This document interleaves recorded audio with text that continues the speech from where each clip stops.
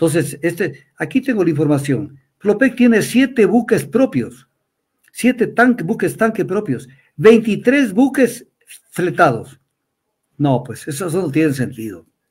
Esa es una fuente de corrupción, porque si hay un monopolio, o sea, si le dan un monopolio, por ejemplo, a Petroecuador, que Petroecuador realice tal o cual actividad, no puede Petroecuador contratar una empresa privada para que le ayude a cumplir esa cuestión. Entonces ya no es monopolio del Estado.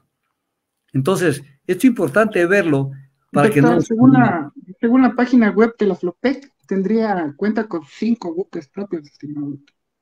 No, son 7 buques, mi querido amigo. Son 7 Bueno, buques. estoy viendo la página web de la Flopec, dice 5, pero... Verá, no se guíe mucho por ese tipo de cosas, porque a la hora de la Ajá. verdad, a ver, le hago notar cuáles son los buques. Saruma, Pichincha, Aroma, Pichincha.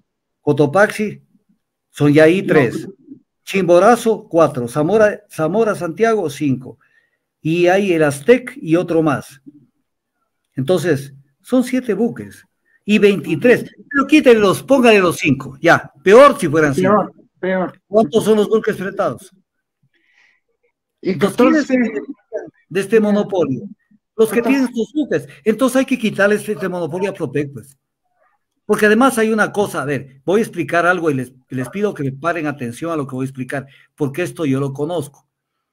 Verán, las decisiones responden a determinados momentos de la vida, de la política, no solamente nacional, sino internacional.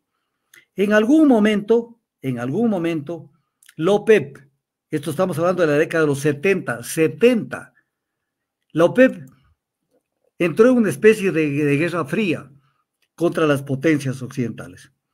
¿En qué sentido? De que iban a utilizar el poder de tener petróleo para venderlo solamente a quienes corresponda venderlo. Entonces, ¿qué hicieron con esto? Voy a poner un ejemplo para que me entiendan. En esos años, por ejemplo, Sudáfrica vivía el apartheid, la discriminación a las personas de color en lo que era Sudáfrica. Y, por ejemplo, muchos países, incluso la ONU, declaró un boicot a Sudáfrica para que se garanticen derechos humanos dentro de lo que es Sudáfrica. Y dentro de esto había un interés que no se logró plasmar, y lo voy a explicar por qué. Había un interés de controlar el destino de la venta del petróleo, para de esa manera asegurarse que si uno le vende a tal país o a tal empresa, ese crudo va a tal empresa y a tal puerto.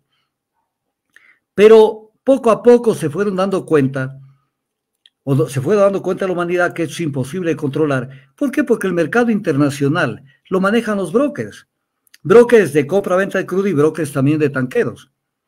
Se dieron cuenta. Y entonces el Ecuador se fue quedando solo con su flota petrolera, pero que después la flota petrolera ha sido una fuente de facilitar eventualmente el cometimiento de actos de corrupción.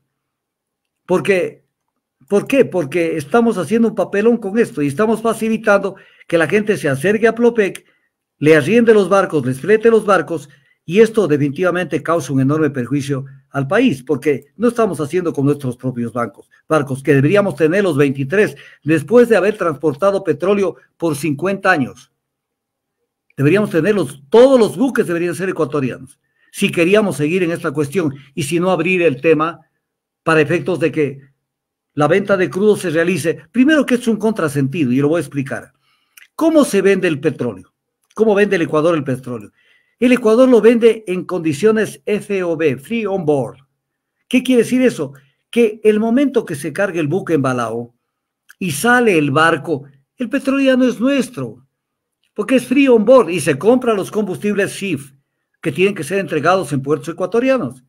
Entonces, si son free on board, ¿qué sentido tiene que nosotros igual continuemos con la transportación? Salvo que hayan intereses en este tipo de instituciones para seguir manejando una contratación que puede generar ingentes beneficios a quienes manejan la contratación. Yo estoy hablando clarito para que lo que me interesa es que el pueblo entienda de qué se trata este tema. Entonces, con este antecedente, entonces entendemos el tema de Flopec. O sea, este es un tema que le compete. La sustanciación le corresponde a la Comisión de Fiscalización, pero el conocimiento global del caso le corresponde al Pleno, y lo dice la misma Corte Constitucional en el juicio político contra Jorge Glass. Entonces, hay dos cortes constitucionales, la que cuando le conviene atacar a una persona vinculada a determinado movimiento político se pronuncia de una manera, y en este caso no me topen nada, reducen el campo de acción. ¿Qué pasó, pues? Entonces, el tema es sumamente claro.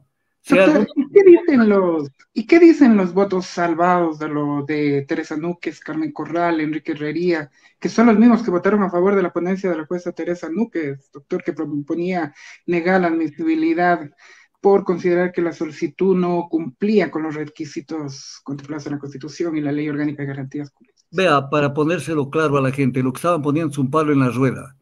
Un palo en la rueda para evitar el juicio político. No nos olvidemos que la Corte Constitucional tiene su origen en el Consejo de Participación de Trujillo. O sea, ellos son hijos bastardos de Lenín Moreno y de toda la gente que se conchavó para crear ese esperpento que fue el Consejo de Participación de Trujillo. Ellos son los que están sentados en la Corte. Ellos son los que están sentados en la Corte. Entonces, ¿qué podemos pensar? ¿Que no lo defiendan a Lazo? Lo van a defender, pues. Si por él llegaron a sentarse en las dignidades de la Corte Constitucional. Ellos son producto de ese mal momento que vivió el Ecuador y que generó numerosas consecuencias, como fue el accionar del Consejo de Participación de Trujillo.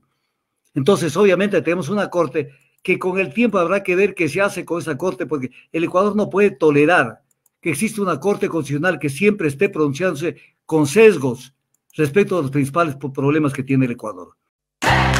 Porque todos queremos que nuestros niños crezcan saludables y bien desarrollados, pero eso depende de una buena nutrición. Y la mejor opción es Agua de Mar Esencia Marina, con una serie de minerales como zinc, hierro, yodo, calcio, magnesio, manganeso, potasio, selenio, cobre y más. Encontrados de forma natural, que al complementar su alimentación con esencia marina, desde la primera ingesta, se notarán cambios sustanciales en los pequeños. Les permitirán estar más activos, atentos a clases, tendrán más concentración y muchos beneficios más. Esto gracias a Agua de Mar Esencia Marina. Que sus niños ingresen a clases muy saludables y logren sus objetivos. De las profundidades del océano, llega Esencia Marina. Pídela ya.